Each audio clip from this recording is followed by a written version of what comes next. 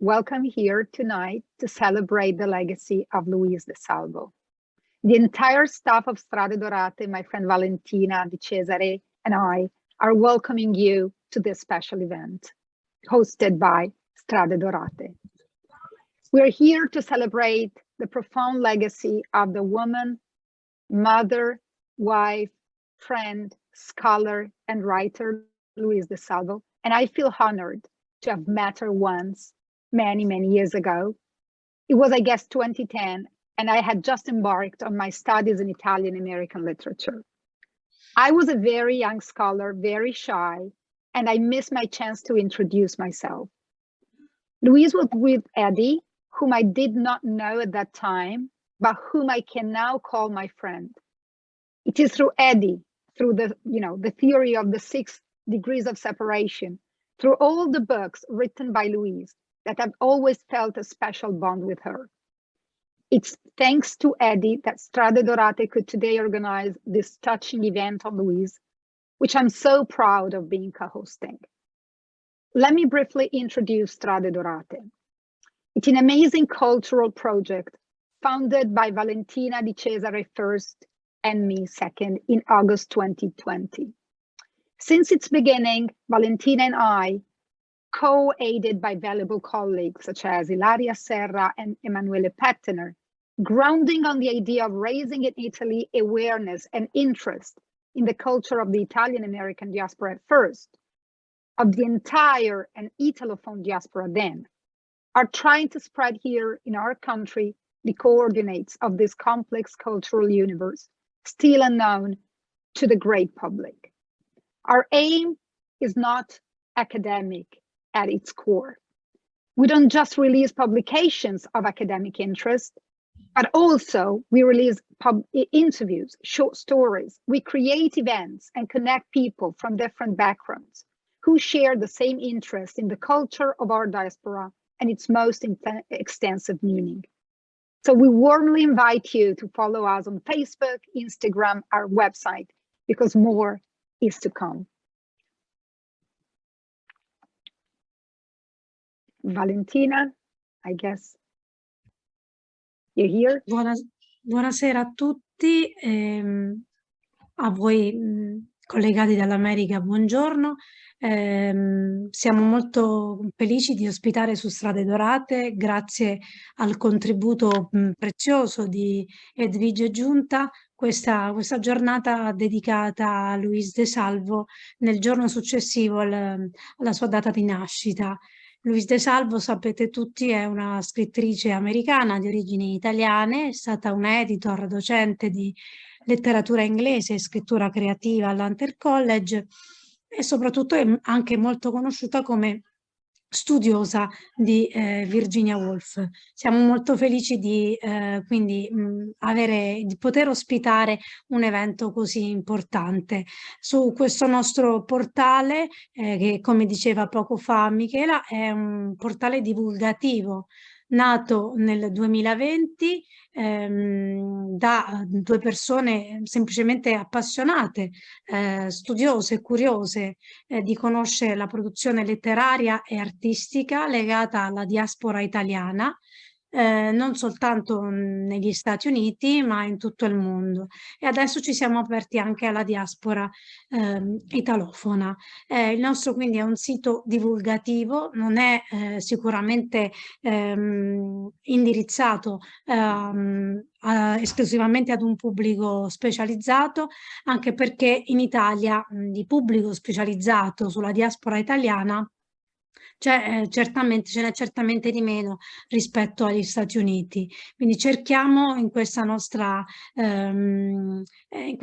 sito, che è su base volontaria e che abbiamo fondato insieme ad Emanuele Pettener e a Ilaria Serra della Florida Atlantic University di Boca Raton, cerchiamo di portare in Italia queste tematiche perché sappiamo bene che nel nostro paese tutto ciò che è legato alla nostra esperienza migratoria è ancora considerato molto di nicchia.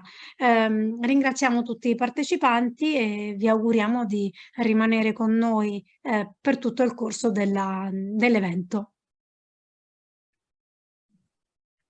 Thank you so much, Michela and Valentina, for hosting this event. We're very, very grateful for the opportunity. So every memoirist is a ghost writer, a writer who chases ghosts. This is the last line of the prologue to Louise DeSalvo's last published book, The House of Early Sorrows, a book that in itself returns to the ghosts of the writing, early essay-length memoirs that later became books. Every memoirist is a ghost writer, searcher and scribe, working to hear the voices that speak in her head, the voices of ancestors, loved ones, hated ones, and the ghosts of earlier selves. I was thinking about the instinctive choice of this line as a title for this event and realizing how deeply connected it is to the reasons for our gathering today. Yesterday, Louise would have turned 80. She died almost 4 years ago. In the past 4 years, we, all of us in a wide circle of love and writing, have grappled with her loss and the reverberations of her physical absence in the world. I say physical absence because her presence remains tangible in the lives of so many people, including those who only met her through her writing. A timeless mentor, my student Julia Scott called her during a class discussion in my new course on Virginia Woolf and Louise DeSalvo. Julia is a young woman who never met Louise in person, but she clutches her copies of The Art of Slow Writing and Vertigo as trusted guides. A timeless mentor. I was so moved by her words that I shared them with Ernie and Jason. And Julia's words resonated for them. Louise is that, a timeless mentor in her own family as well. 4 years of reckoning with her loss, juggling mourning and tribute, the disorientation of her absence and the plenty of her gifts. This year, there is a shift as we turn our attention to the future of Louise's legacy. There is the publication of an excerpt from one of her unpublished manuscripts, the placement of her papers in archives, and the reflections of those who knew her. I'm grateful to each of our presenters, especially the DeSalvo family, whose unequal commitment to Louise's legacy is a rare gift. It is appropriate that this event is hosted by Strade Dorate, bringing us full circle, just like Louise did in her work and in her life, back to the mother country, the ghost country, the beloved country. Thank you. Thank you very much, Eddie, for these very warm words. I extensively thought of an up to the expectations way to introduce Louise in Italy, to tell something, to speak of her legacy, a way that could pay the fair tribute her life and work actually do deserve. However, I felt that nothing I could say was actually up to the situation. Thus, I decided to talk to you from my heart. And I will do so using some words that came directly from there.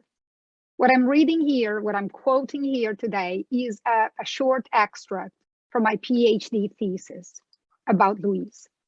Believe me, for all the time and energy spent there, there's nothing that actually bound together my heart, my mind, my knowledge, as my heartfelt chapter about Louise's legacy.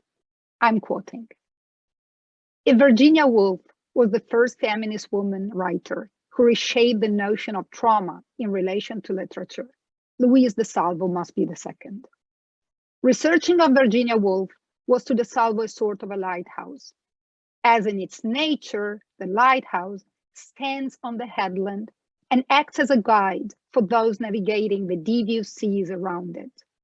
The lighthouse is a complex symbol, though, for it is the point toward which the sailor must not head. A straight journey to the lighthouse would result in a catastrophe on the rocks below. Similarly, Wolf's studies were able to illuminate DeSalvo's path and make it shine, while simultaneously resignifying her deepest traumas. To me, it was the same.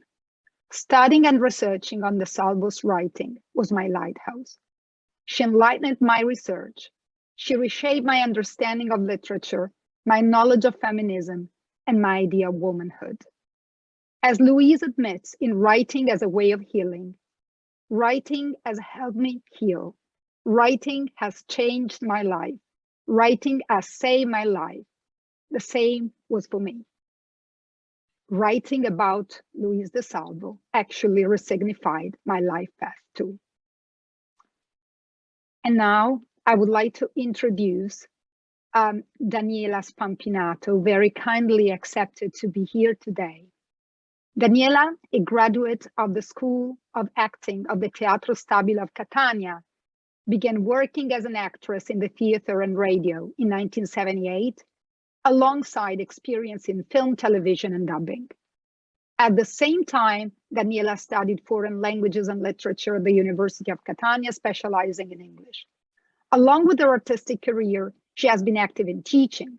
As an expert in diction, she has taught courses for student actors or adults in professional training. She has been an English teacher in secondary school, and she's currently in charge for the Ministry of Foreign Affairs of teaching language, Italian language and culture in Liège, in the French-speaking part of Belgium. Through Eddie, she is familiar with Louise's writing. Geographical distance would not have allowed for more had she not had the opportunity for dinner together during a trip to Sicily by Louise, an intense and indelible memory. Daniela.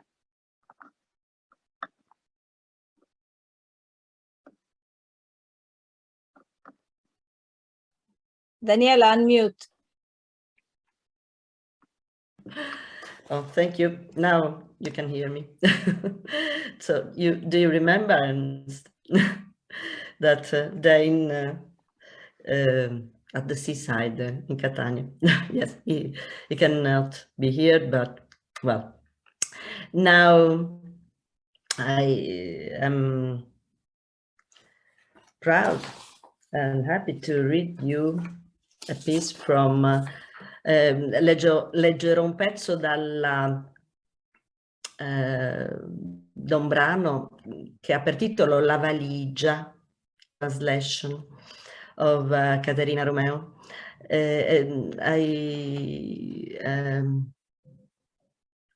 It is taken from Requiem from My Sister, inedito, manoscritto inedito. Vado un po' al centro del brano. La mattina di Natale, io e mia sorella siamo scese di buon'ora e sotto l'albero c'era una piccola valigia di compensato con cerniere e chiusura in ottone, con una verniciatura satinata color mogano e un fiocco rosso legato sulla maniglia. Mio padre era fiero di quel lavoro e quando lo aveva offerto in dono a mia sorella, le aveva spiegato come aveva fatto. A differenza di me, a lei piaceva ascoltarlo mentre le spiegava del bricolage e ascoltava con attenzione mentre lui le mostrava come aveva fissato le cerniere che tenevano insieme il coperchio e il corpo della valigia. Quello era il regalo più bello del mondo, gli avevo detto lei. Mia sorella aveva 5 anni e quando mio padre le chiese per che cosa avrebbe utilizzato la valigia, le rispose che l'avrebbe portata con sé nei suoi viaggi immaginari. Io credevo di conoscere bene mia sorella, ma non l'avevo mai sentita parlare di queste cose. Le mattine del fine settimana riempiva la sua valigia di piccoli articoli di vestiario di nostra madre, un foulard, della biancheria intima, una borsetta, un paio di calzini. E se era uno di quei giorni grigi e piovosi che non ci consentivano di uscire, mia sorella prendeva la sua valigia e la portava da una stanza all'altra e su e giù per le scale e sembrava come una persona minuscola fuori posto nel mondo, in cerca di un luogo sicuro dove trovare riparo. La metteva sul tavolinetto in salotto o sul tavolo in sala da pranzo o in cucina o sul letto e tirava fuori tutte le cose che prima ci aveva messo dentro. Poi le osservava e decideva, secondo una regola logica ai miei occhi incomprensibile, se quelle cose erano adatte alla destinazione prescelta o se invece non andavano bene e doveva riporle dove le aveva prese e doveva cercare altri articoli adatti da mettere in valigia. Ma a volte, anche se si sforzava, niente la soddisfaceva e allora cominciava a piangere. Se mio padre era in casa, cercava di farla ragionare. Le diceva che qualsiasi cosa avesse scelto sarebbe andata bene. In fondo era solo un gioco. E che se avesse saputo che la valigia che le aveva fatto le avrebbe causato tutta quell'angoscia, non si sarebbe mai preso la briga di fargliela. Alla fine, il regalo che mio padre aveva fatto con tanta fatica per mia sorella non l'aveva resa felice. Forse aveva carpito un significato recondito in quel regalo, cioè che mio padre non voleva che lei rimanesse con noi, che sperava che avrebbe fatto le valigie e se ne sarebbe andata. Che è esattamente ciò che fece appena dopo la laurea. Si sposò, fece le valigie e poi si spostò da un posto a un altro, dovunque gli studi e la vitalità di suo marito lo conducevano. Nel Midwest, in un'isola dei Caraibi, in un'isola al largo delle coste della California, sulla costa del Pacifico nel nord-ovest. E nessuno di noi ha mai saputo, fino a quando è morta, che ogni volta che traslocava portava con sé la sua valigia di legno, perché era tra le sue cose, quando hanno restituito ai nostri genitori i suoi effetti personali. E anche se la superficie era graffiata, le cerniere e la chiusura luccicavano ancora, come quella mattina di Natale. E questo voleva dire che in tutti quegli anni mia sorella non aveva mai smesso di lucidarle.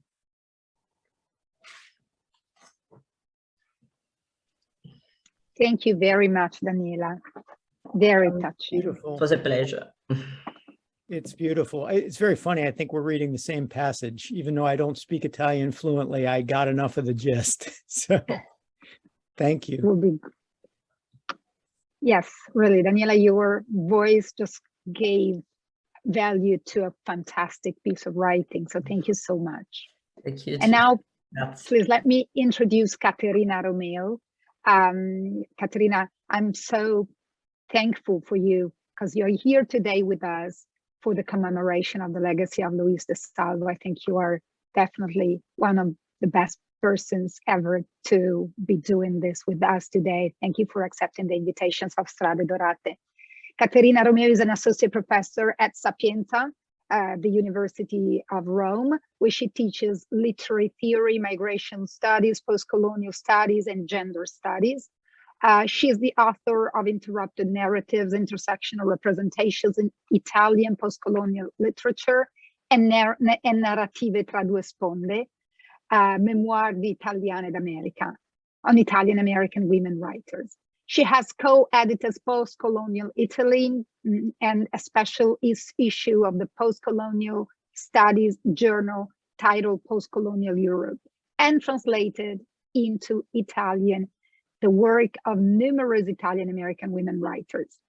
But mostly, Caterina, for me today, is Louise DeSalvo's Italian translator. Thank you, Caterina, for being here. Michela, thank you for the wonderful introduction, and Daniela, thank you so much for reading. Sono così emozionata dalla lettura di Daniela che spero che il mio inglese sia sufficiente. È stato veramente molto emozionante sentire la traduzione nella voce letta ad alta voce da qualcun altro. It was really moving to hear the translation being read by Daniela's wonderful voice. Okay, so thank you very much for good evening, everybody, and thank you very much for inviting me. Thank you, Edvige, Giunta, and Strade Dorate for inviting me to be part of this important commemoration today. I'm happy and honored to be in the company of you all to celebrate Louise DeSalvo, brilliant writer, fierce feminist, wonderful human being. I would also like to thank Louise's family, particularly Ernest and Jason, who are here today, for entrusting me with a very intimate and personal narrative from Louise's unpublished material. Vertigo was the first long text of creative writing that I translated in its entirety. It was 2006. I felt and still feel privileged to be Louise DeSalvo's Italian translator, privileged to be able to lend Louise a voice in the language of her ancestors, privileged to transfer Louise's narrative into a cultural system that is no longer that of her ancestor, but it is grounded in it. I felt privileged, but I did not know at the time how complex the process of translating would be. I learned back then, and I was reminded of it this time while translating this excerpt, that as a translator, you need to ask yourself a number of questions, ethical questions.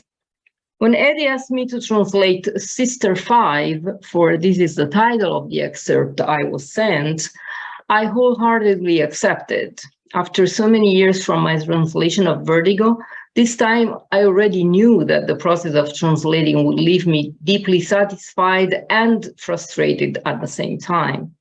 Because, as Umberto Eco reminds us, translating always means dire quasi la stessa cosa, saying almost the same thing. Because translating is not a transparent process. You need to make choices, add words, cut words, change the punctuation, the verbal tenses, well, all the time staying as close as you can to the original text. Refining a translation is a much longer process than actually doing it. What I always tell my students on the rare occasions when I teach translation is, remember that this is not your text. And yet, is it not? What does the process of lending your voice to another writer entail? How much of your presence as a translator can be tolerated in a text? How much of your presence is ethically acceptable in a text? At the same time, if all writers are embodied subjects who have a specific positionality in a social, historical, and geopolitical context, so are translators. Translating means transferring, as the two terms have the same Latin etymology and the same meaning, to take across. This is, we could say, a translator's task, taking the reader across languages and cultural systems while being at the same time present in and absent from the text. While I was translating Sister 5, I felt deep respect for the intimate memories I had been entrusted with, which I was called upon to take across languages and cultural systems. Translating memoir, especially Louise's memoir, is a complex and difficult process in many ways. One of the aspects that I found most challenging in Sister 5 is temporality. Verbal tenses are not always in the right consecutio temporum. Louise oscillates between past and past perfect. I try to reproduce such non-linear temporality by deploying both passato prossimo and passato remoto. Such temporal incongruence causes the reader to pause. Ruptures, disruptions, interruptions are necessary in order to signal the fragmentation of the writing subject. And yet, this time more than ever, I had to resist the temptation to fix the incongruences in verbal tenses, as if fixing such incongruences could also fix lives, as if a coherent narrative could bring Jill back, could bring Louise back. As Loredana Polizzi has recently argued, and I'm quoting, the itineraries we uncover through the process of translating are far from simple journeys from one location to another. They entail multiple movements, refractions, remediations across both space and time. In the process, languages are not just replaced, but also juxtaposed and mixed. Memories are made and circulated across geographic and generational boundaries. A sense of self and of community is produced, reinforced, manipulated, or transformed, end of quote. I hope I was able to do all this. I hope I was able to do Sister 5 justice. Thank you very much. Thank you, Caterina. Thank you very much. I am sure you did it. I loved Vertigo, both obviously in the original language, but also the translation was actually, as you said, you were there, but you were not, which is actually what translator has to do. So thank you so much. Thank you. Thank you. And now I'm so proud to be introducing Louise's family. So here we have Jason and Ernie. For me, it's like a true honor to be here with you guys. I've been studying on Louise. Eddie has asked me repeatedly to be in touch with you, but at the same time, I didn't want to intrude in your personal life. But today, such an honor for me to be here with you guys. So Jason is Louise's eldest son, and he is the co-founder and CEO. If I'm getting something wrong, please interrupt me, of Strategic Outpatient Services, a company specializing in the management and development of outpatient positron emission tomography centers in Arizona, Florida, Maryland, New Jersey, and Virginia since 1995. Prior to co-founding SOS, Mr. DeSalvo spent 7 years with Medical Resources, an owner and operator of outpatient diagnostic imaging centers, last holding the title of Vice President, responsible for the operations, sales, and marketing of multimodality outpatient diagnostic imaging facilities. Mr. DeSalvo served on the boards of multiple nonprofits, including Jazz House Kids, Hoopapalooza, and the Coral Reef Alliance. In 2004, NJBIZ magazine selected Mr. DeSalvo as one of the 40 most influential business leaders in the state of New Jersey under the age of 40. Mr. DeSalvo earned a BS in Business Administration with honors and highest distinction from the University of North Carolina at Chapel Hill in 1989, and lives with his wife on Coldbrook Farm in Oldwick, New Jersey, and it's wonderful, where they regeneratively farm heirloom grains, fruits, nuts, and vegetables. They have 2 children, Stephen and Julia, with whom they are madly in love, as was Louise.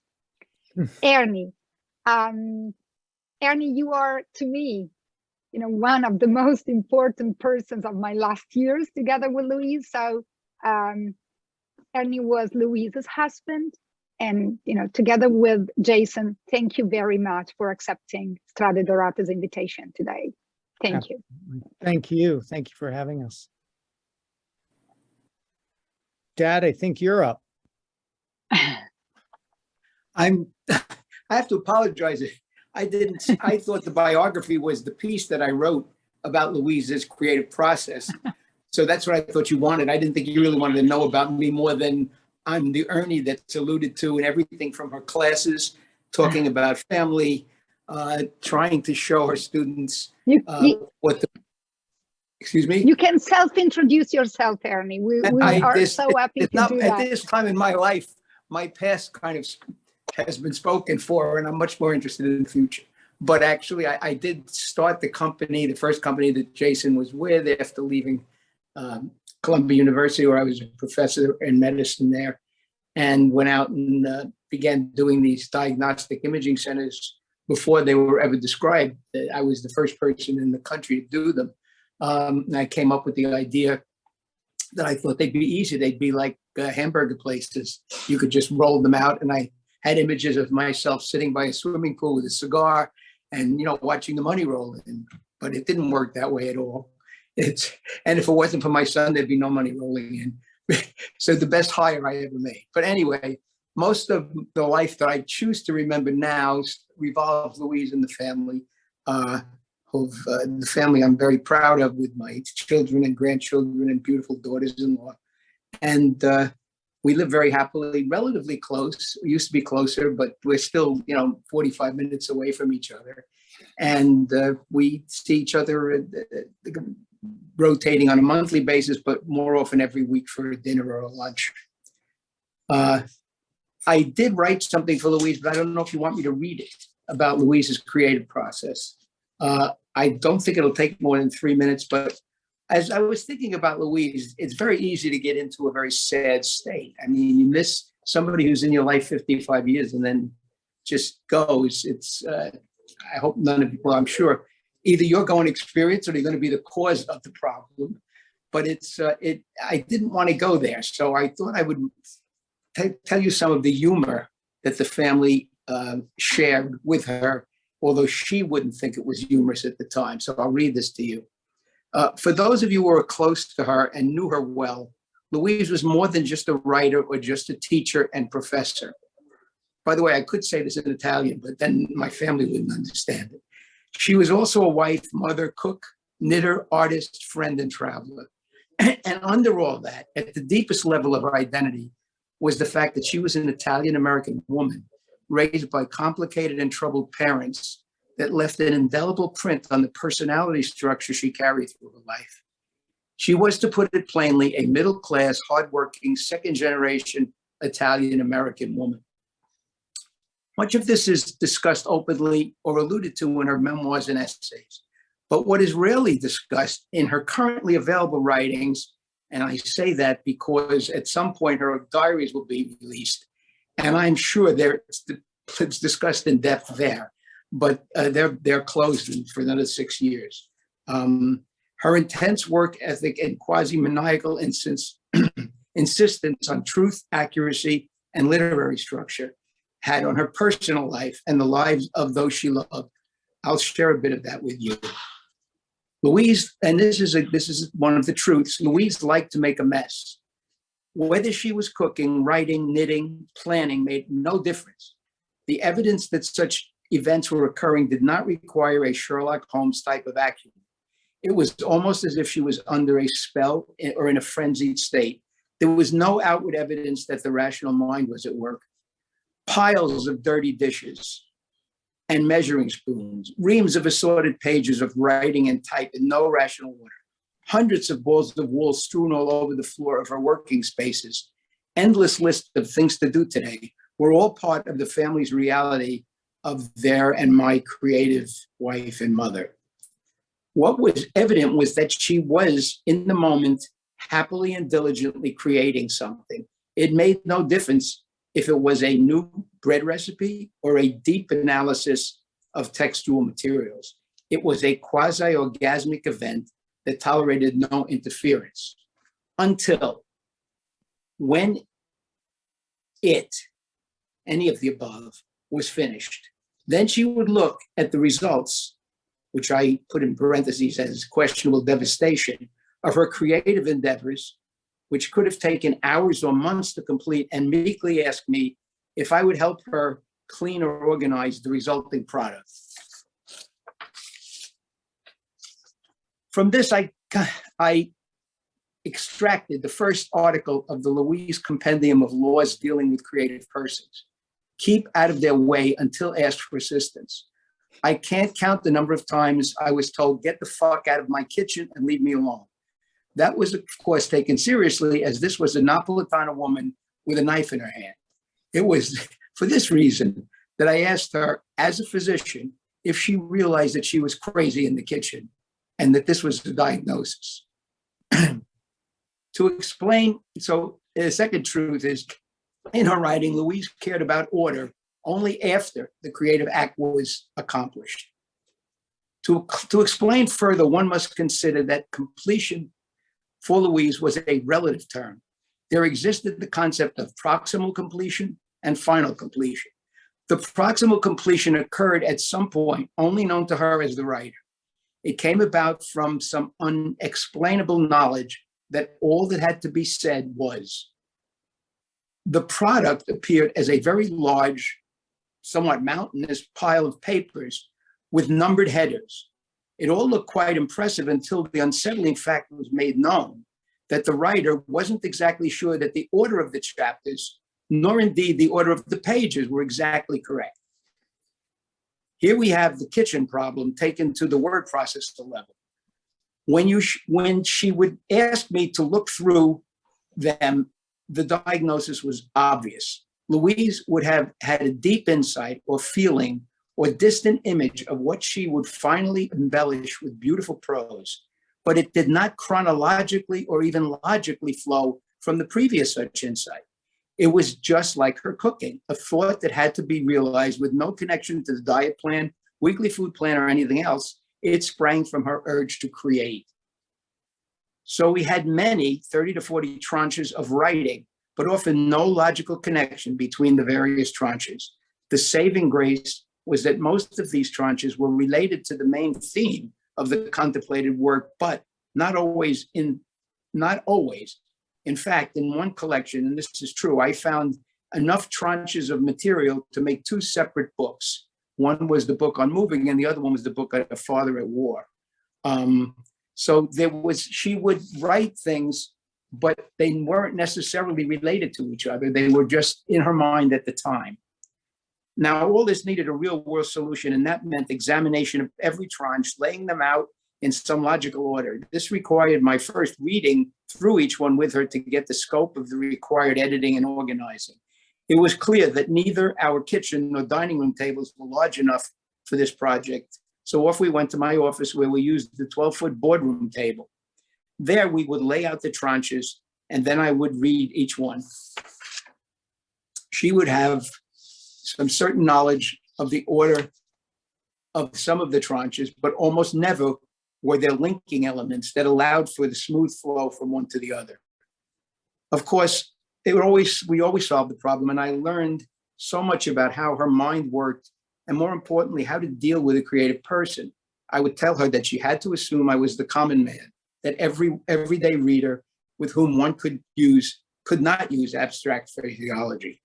The examples above are all but fragments of the many wonderful and sometimes not so wonderful moments in my 55-year relationship with this remarkably complex, intelligent, and loving woman. Not a day goes by that there is not a laugh or a tear from my bank of memories of Louise. So anyway, for those of you who think she's a genius, which she was, that's the price of genius. Absolutely. Thank you very much. Yeah. Thank you very much, Jason. No, absolutely true story. And as a matter of fact, I think there were some instances that were even more extreme. So, and my dad always helped my mom wrestle with those creative urges and help the way she was so easily able to help so many others to rein in that creative process into a cohesive book or idea. Herself, as so many of us do, we are capable of giving I find this in business. I can give the people that work for me fantastic advice, except when it comes to my own things, sometimes I need someone else to help break that logjam for me. And dad and mom function like that growing up throughout their lives together. So I'm going to read a brief thing that I wrote for this commemorative of Louise. Again, thank you all for having us. I also want to point out something Dad was supposed to do but didn't, and this has also been my role in the family throughout my life. We were supposed to introduce the fact that on this call is Gabriella Carbone. You can see her smiling face, and she represents the University Libraries for Rutgers, the Rutgers University Library System, which is going to permanently house my mom's works and work papers and journals. She was a passionate journal keeper, and I think the first one started all the way back in 1983-ish, and there were hundreds of them. And those she asked to remain closed to everyone but the family for 10 years following her death, but we're 4 years in, and I can only imagine, having read portions of them myself, the incredibly fertile scholarly ground that lies in those texts, because you're not only dealing with the interaction with family, Louise's views on current events, but also writing process are all in there. It's pretty much an annual, or not annual, daily brain dump on the mind of a very, very powerful intellect and passionate woman. So let me jump out of this screen. I apologize, and grab this thing that's in Word. The piece that I'll read, the excerpts of Sister 5, is going to be in paper, because I like reading someone else's work in real text as opposed to digitally. So Louise DeSalvo, an incredible scholar, mother, and human being. There's precious little that I can add to a scholarly discussion of my mother's work, but knowing her as well as anyone now living other than my father, and sharing many of her personality traits, perhaps some insight into how she worked and balanced her extraordinary professional output with being the head of our family. Sorry, Dad. And No, that's true. It just is, right? She was definitely the matriarch, and a cherished friend, might be of some value. Although she was exceptionally well educated, she was also an autodidact. Mom was reading, journaling, and studying all of the time. She had a mind that never stopped, and whether it was about Wolf, Hawthorne, World War II, and the Italian diaspora, or pasta restaurants, ways to stay healthy, museums, and wool, the approach was always the same. Find the best minds on the subject, alive or dead, and read everything they have to say. And when I say everything, I mean literally everything. Published books, magazine articles, blog posts, websites, newspapers, scholarly journals, the works. Although I was conscious of this growing up, when I recently combed through the hundreds of boxes of source materials for her books in preparation for our family's donation of these materials to the Rutgers University libraries, the sheer volume of what she read, learned, and was then able to synthesize into unique and powerful new insights on her subjects was astonishing. Mom took being a subject matter expert very seriously, a trait that I happily share and that she inherited from her father, Louis. When I recently worked to build a new net zero energy house with my wife, Deborah, hi, Debo, I was often educating our contractors based on things I had studied and read, not the other way around. One of my great laments was that Mom was not still around to watch this project unfold, because she would have undoubtedly offered unique insights based on things that she would have researched and read, just to be a supportive mother and friend. She was like that, and all of us with whom she was close cherished that about her. She took any issue that I was dealing with personally as if it were her own, whether it was a loving conversation with thoughtful advice, or books and articles on the proper diet for competitive cyclists when I was racing, lists of the best restaurants in Paris when Deb and I were going there on vacation, or how to diagnose and treat Lyme disease, from which everyone in our family except Dad has had to recover. You could always feel the love she was showing you and the incredible power of her mind. This was a human being of endless depth, passion, love, and complexity. And I say that not just as a loving son, but objectively, as someone who, like Louise herself, is often plagued by seeing the one flaw in the otherwise perfect. I deeply hope that as the years march by through events like this, the stories about her from those who knew, loved, and were mentored by her, along with the ability to access her scholarly work at Rutgers, help ensure that her legacy will not only live on, but grow. So that's what I have to say about Mom, at least right now. And now turning to, I believe, and those of you that are bilingual, you'll tell me, I think we may have even started in exactly the same spot in terms of what we chose to read in Sister 5.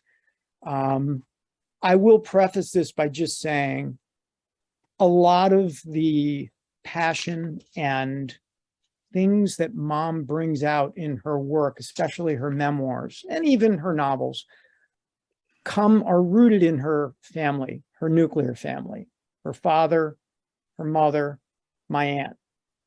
The amount of dysfunction in that family unit, if she were still writing at 80 and at 90 and 120, she would never be able to probe the depths of what went on in that family. It was passionate, in many ways loving, in many ways horrifying. Both of her parents, both of my grandparents at one point were institutionalized, right? That's how much emotional drama existed in that household. I didn't understand this as a boy because my grandfather was a fantastic grandfather, but he was a bit of a prick as a father, quite frankly.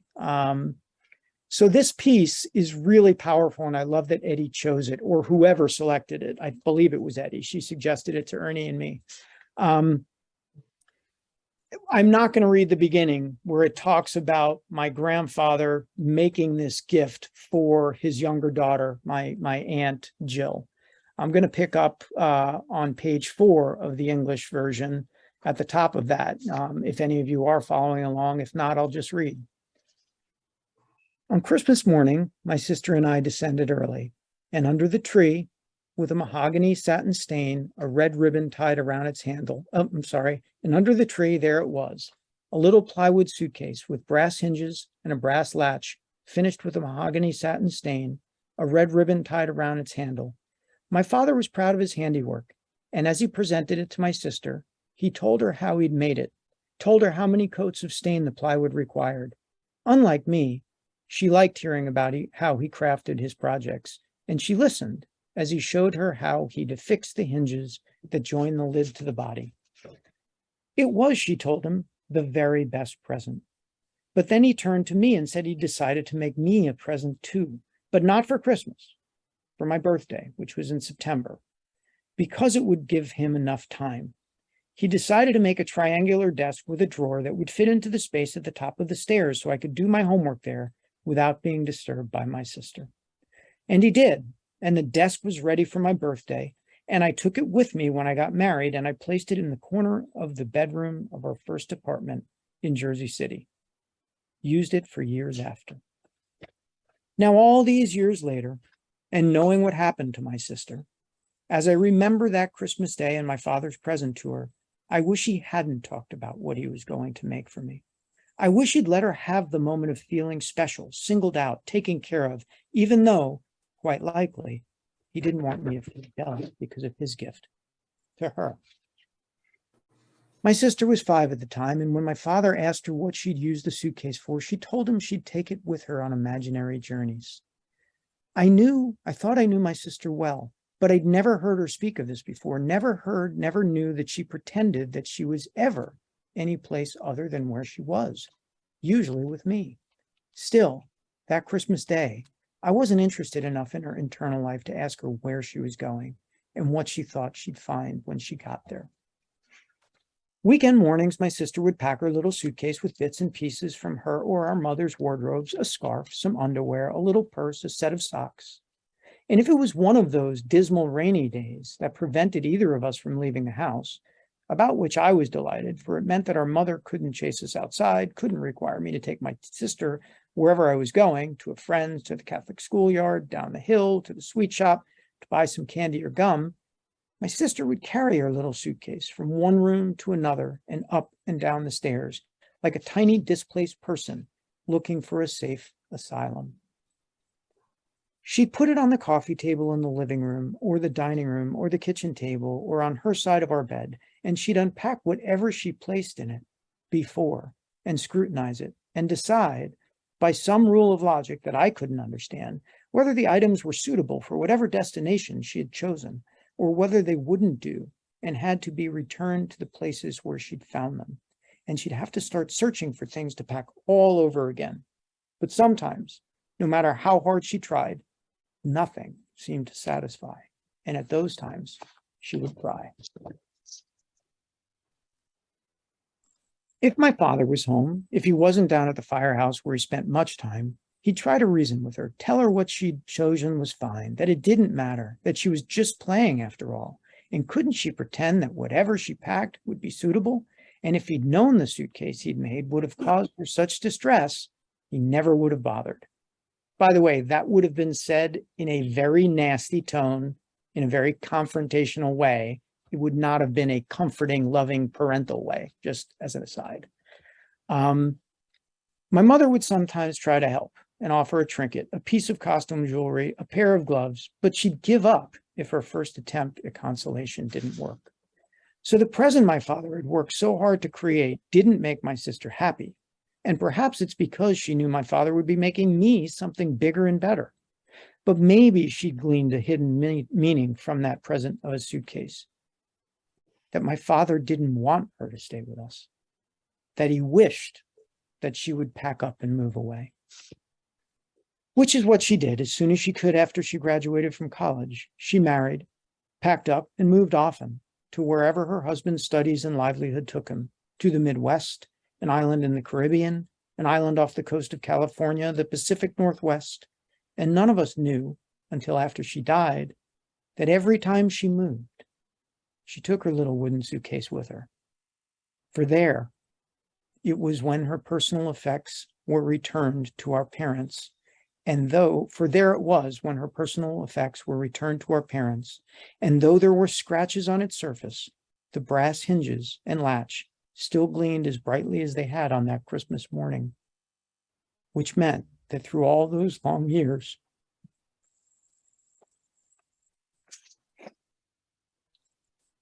my sister had continued to polish them.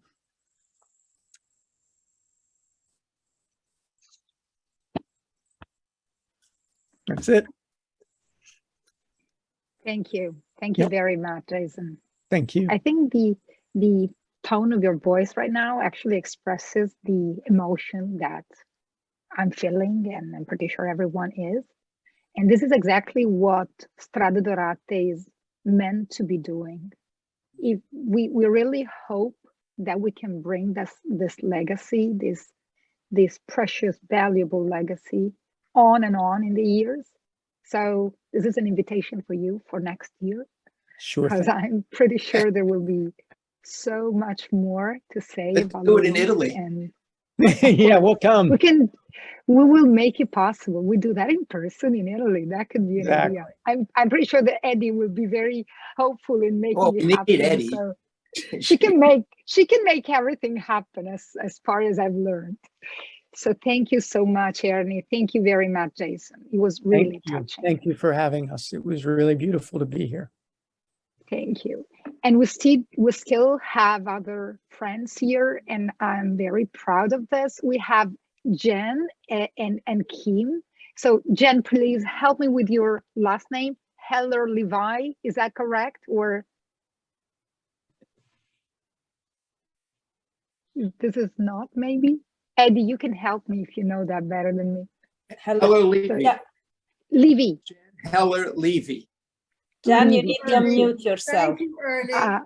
You're No, but welcome. let me, I knew you. I want to, thank you, Ernie. So Leavy, I will be introducing both Jen and Kim now, and then you will be able to talk to us about Louise, and so let us know about, read something if you want, okay? So Jen Heller Leavy, for book of poems, Explore a Woman's Life and Women's Lives. She's also the editor of a Muriel Rocksire Reader and the co-editor with Christoph Keller of We Are On, a June Jordan Reader and the Essential June Jordan. She taught in the Hunter College MPA program in creative writing, where she came to know Louise DeSalvo, whose insight, brilliance, and friendship was one of the great gifts of Leavy's life. Louise's genius for teaching, writing, caring, and cutting through the bullshit continues to inspire her. And then we have Kim, so that you can conversate, Jen and Kim. Kim Ragusa, so thank you, Kim, you're here. I saw you, I think. Kim Ragusa is the author of The Skin Between Us, a memoir of race, beauty, and belonging, which was published in Italian translation by Nutrimenti. Her writing has appeared in magazines and such anthologies as The Milk of Almonds and Are Italians White? How Race is Made in America, Her memoir and documentary films, Fuori, Outside, and Passing, have been widely taught. She teaches creative nonfiction at Massachusetts Institute of Technology. So thank you very much, both Jen and Kim, for being here. Jen, we can't wait to hear you.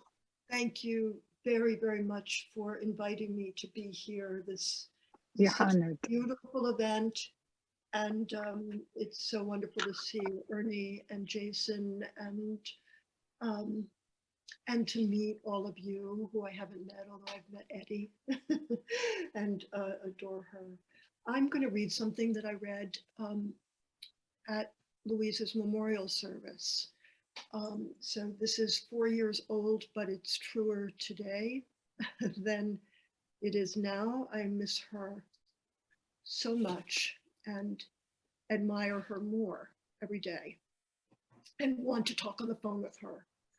Louise, every week, usually several times a week on the phone, we talk about writing, recipes, teaching writing, our students, our husbands, her family, her latest discovery of a new kind of wool for knitting, then weaving, our travels, what we were reading, our TV addictions. She and Ernie turned us on to Last Tango in Halifax. Christoph and I turned them on to The Big Bang Theory. Breaking Bad was too violent for Louise. About Hunter, of course, about our childhoods, about our parents and their childhoods, about their pasts, about our futures, about the pigeons on her roof, about the state of the world and the state of our closets, about her exercising, her a lot, about our exercising, her a lot, yoga and walking, me none, about difficult situations in our lives and difficult people in our lives. Sometimes they were even the same difficult situations and difficult people, but often they were not because we were so alike and yet so different. Both difficult women with very different ways and means of trying to stay difficult, at the same time trying to be maybe just a little less so. Louise, that slightly hoarse, husky, emphatic, convincing voice with little pauses in between, like my favorite train, taking a little stop and then kicking in again. Louise, learning her recipes, but never making anything as delicious as she did. Louise, I took her class and watched how brilliantly she taught and learned from her, but never becoming anything near to the teacher she was. Louise, reading her books, one after the other, with admiration and awe and gratitude, and never writing a single line of prose as clear and elegantly as she did. Louise, she was a life changer, as her student that we shared at Hunter, Aaron, said to me. She certainly was to me and to so many other women, and some of you are here today. Don't forget the men. And the men. Yes, she was a life changer, definitely to the men. Thank you, Ernie. To so many other women and men, to all of us, who she would over and over again shock into recognition of what we were seeing, but had not recognized what we were seeing, what we had known, but had not been able to know we knew. She could name it in book after book after book and help transform us into the more powerful women we could become. Louise, my brilliant friend, my model of motherhood, my big sister, my teacher, my mentor, my inspiration, my confidant, my moral compass, my heroine, my siren of incandescently sane tenderness and excellence and rage. She and Ernie and the DeSalvo family made a place for Christoph, that's my husband, who was born on the day that Ernie and Louise were married, and for me in their lives. And for that, we are eternally grateful. Thank you, DeSalvos, for sharing this great woman with us. and sharing your great selves. She never stopped, ever vigilantly caring for us and the world. This is Louise and me on the phone. Louise, who loved to travel, sort of. Oh, I can never sleep on a plane. Me, well, of course you can't. You're keeping it in the air. Thanks to you. Ernie, Very thanks to you, Louise. We fly sometimes. So thank you all for letting me speak about that. Thank you, Jen. Thank you so much. Kim, can you hear me, Kim? And I guess Valentina just wrote that she has Beatrice, that's why she is turning the camera off. But Valentina, you're more than welcome to show Beatrice. It will be so nice. Kim, maybe you're muted. Can you hear me now? Yes, we can hear you. Hello, Kim, and thank you for accepting the invitation of Strade Dorate. We are pleased to have you here. Thank you very much. Thank you so much for inviting me. And it is a great honor to be here with all of you. I'm crying throughout to celebrate Louise's brilliance and passion and legacy. Jen, thank you for that beautiful reading. I'm thinking about what you said of Louise as a life changer. I think of her as a world maker and a life changer, as you do. And as you articulated, I was Louise's student at Hunter College in the first cohort of the memoir concentration in the MFA program that she created.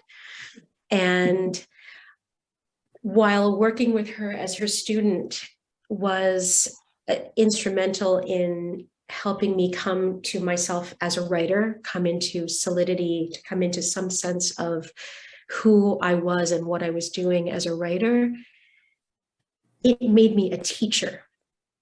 And every time I walk into a classroom, Louise is with me, witnessing her passion in the classroom for her students, for our work, for our words, was life-changing.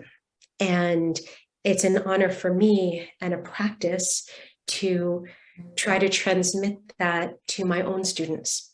I teach memoir at MIT, which many people probably wouldn't imagine that there is a memoir at MIT.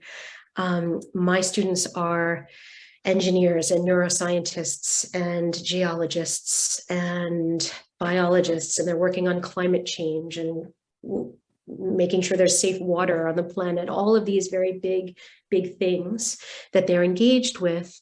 And they are also hungry to tell stories of their lives, of their intimate lives, to connect the personal with these bigger things, these endeavors of theirs. My students, many of them are first-generation college students. They are first-generation, second-generation immigrant students, LGBTQIA. They are students of color. They are students who want to combine those parts of themselves with their work as scientists and engineers. And they come to memoir classes, to these classes, to do that. So it's an honor for me to continue to listen for Louise's words, for her guidance when I'm in the classroom with these students, working with them on their stories. I wanted to end with just a brief reading from the piece that I wrote, Her Personal Effects. It's an image of Louise, and I wanted to end with that, if that's okay. It's just a couple of paragraphs. When you came in, you greeted us warmly and sat down at the head of the table. This was the first class of the new concentration in memoir in the graduate program of creative writing at Hunter College. Unlike the other students, I already knew you. Still, I was disarmed as you paused before beginning class to take off your jewelry. Slowly and methodically, you took off your rings finger by finger. You removed your bracelets and watch, pulled off your chunky clip-on earrings. Then you ran your hand through your short, dark hair and introduced yourself, your downturned mouth only occasionally rising into a smile. The seven of us, all women, sat there with a story to tell, looked around at each other and knew that there was nothing more important than this moment. We were there, in the words of Audre Lorde, who had taught at Hunter long ago, to do our work. As we introduced ourselves and spoke about our projects, you told us how critical our work was, how our stories spoke to personal experience, but also to something larger. Yes, we were writing about illness, addiction, abuse, incest, but we were simultaneously writing about homelessness, migration, the Holocaust, contemporary Iran, the Vietnam War. You spoke to us about memoir as a tradition that has had some of the fullest expression when taught by those writing from the margins, women, LGBTQ people, working class people, people of color, writers outside the established parameters of the literary canon, and writers who could not separate personal experience from community and history from the larger world in which they lived. You spoke to us unadorned, your sleeves rolled up, and invited us, each of us, to enter into this tradition. I think of this image of Louise so often, sleeves rolled up, elbows on the table, looking at us directly, and the fire and the electricity in the air in that moment and in all the moments to come as her student, watching her in the classroom and learning from her. I am so honored to have worked with her, and she lives in everything that I do. And I thank you all for inviting me to share with you today. Thank you very much, Kim. That was really nice and really touching. And you pictured the way in which Louise, I never met her, experienced her person in the way you just told us about, but you picture her in a way that it felt to me like she was here, like looking straight in front of me. And, it really felt touching. So thank you very much, Kim. So, Eddie, we do have some questions, Eddie. Yeah, we should ask if anybody wants, I can see lots and lots of wonderful comments. Appreciations, yeah.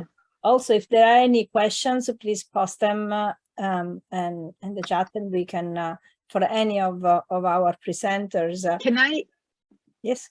Can I just say that it was brilliant. It was amazing to have you tonight. So please, if you want to follow us on Instagram, on Facebook, on the website, it's just basically Valentina and I with and we are really doing our best, trying to balance what is the work of Strade Dorate with our personal work, and doing these special events, being able of hosting these special events means a lot for us. So we really hope we'll be able to do even more, as I said, as anticipated. And please, let's think seriously about this.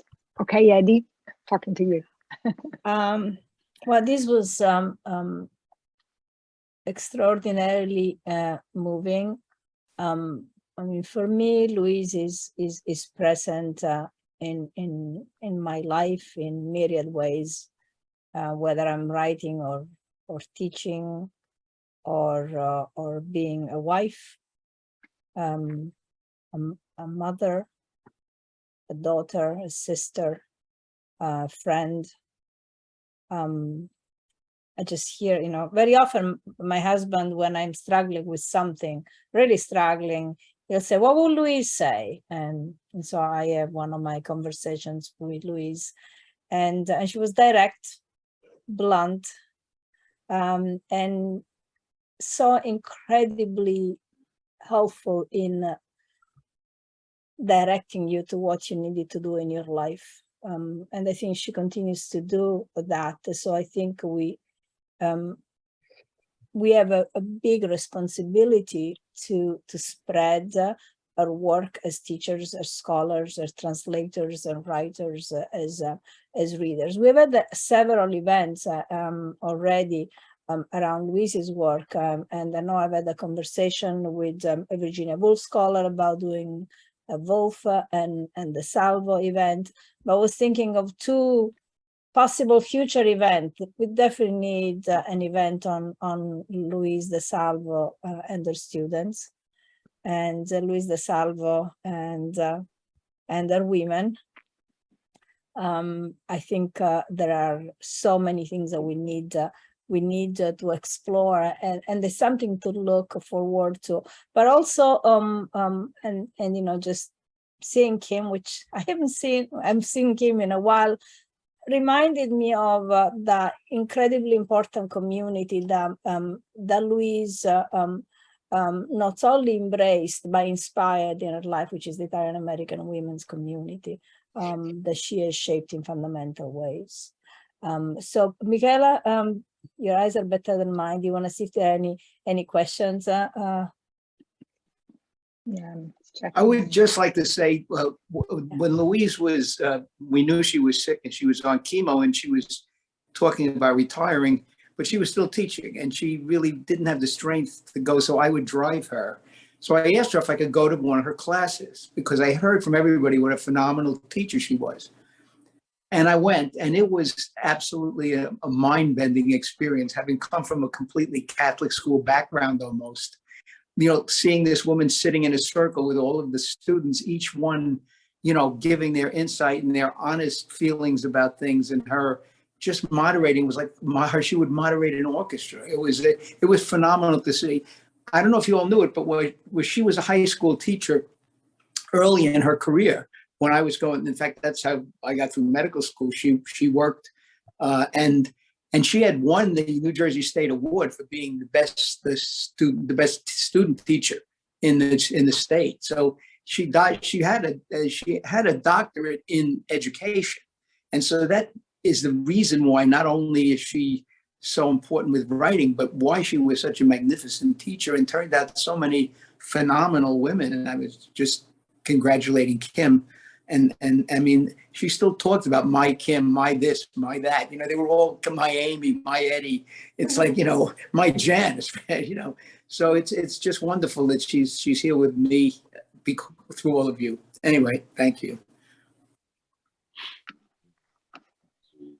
I remember when because I wanted to take a memoir workshop. I did not study creative writing.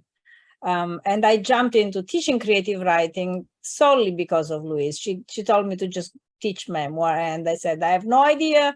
I've never done it before. She said, I'll show you. And she did. And that was in 1997. But I really wanted to give myself the pleasure of being a student. After all, those of us who become teachers want to be students. And so I was looking for a course to take, and Louise said, well, do you want to come and sit in my memoir class at Hunter's? And I said, can I? And she said, sure, we can teach together. And I said, no, I want to be your student. And that experience was extraordinary. Of course, I already knew what a teacher Louise was because we talked about teaching endlessly, and I really learned everything that I know about memoir from her until she just pushed me to go my way. But watching her teach was like having a panoramic view of who she was as a teacher, and it was absolutely brilliant. So Ernie, I'm so glad that you had the experience too. And I think we're getting close to the end of our event. Yeah, I also checked on like the chat. We don't have we have a lot of appreciations. Yes. Yeah, that makes me really happy, and I know I'm so glad. I feel really humbled to be here with you, and it was such a special occasion. But there are not actually questions, so if you do have questions, we're very glad to answer if we can. And just, you know, we will keep you posted about the placement of the papers at the good, Eddie, libraries. We have a few years for scholars to get ready, and then there will be a long line at the library of people ready to do further work on Louise. Well, I want to thank Michela and Valentina and Strade Dorate, and I want to thank our presenters, especially Jason and Ernie. It's been wonderful. This celebration of Louise DeSalvo, and also really the evidence that there is much to be said, much to be explored, much to be remembered, and much more work to do. And that's something that I really look forward to. And thank you again also to our audience. Thank you very much. With us, Michela. Thank you very much. And, you know, there will be more to come. The unpublished of Louise DeSalvo will be soon published on Strade Dorate. So you will find new extraordinary things on Louise to come on our website, also on our social pages. So thank you very much for sharing this time with us, for sharing the touching memory of Louise DeSalvo. And yes, during my PhD, I experienced, I didn't know you, I didn't know Ernie, I didn't know Jason, but yet I experienced such a depth in Louise's writing, and it was really touching. It rarely happened to me, something like that before. So thank you very much again for accepting our invitation. Thank you, Eddie. Thank you, Valentina, of course. Thank you, Eddie, for helping and making it possible. Thank you, everybody, for making Thank you it both. so Thank you. It was Thank you wonderful. all. Thank you. Thank you. Okay. Thank you. Thank Michela, you. posso Certo, intervenire? Vale. Allora, grazie a tutti per aver partecipato. Ho lasciato nella chat l'indirizzo del nostro sito internet stradedorate.org e voi potete anche seguirci sulle nostre pagine social, Facebook e Instagram, cercando Strade Dorate. Ma Beatrice, Che bellissimo. ok, saluta Beatrice, e vi ringraziamo molto per aver accettato il nostro invito. Grazie Eddie per averci coinvolte e per aver scelto Strade Dorate come partner di un'iniziativa così importante. Ciao Beatrice, grazie di nuovo a tutti quanti. Thank you very much. Grazie. Ciao. Grazie a voi. Wonderful Ciao. to see you all. Ciao Caterina. Bye. Thank you. Ciao. Thank you.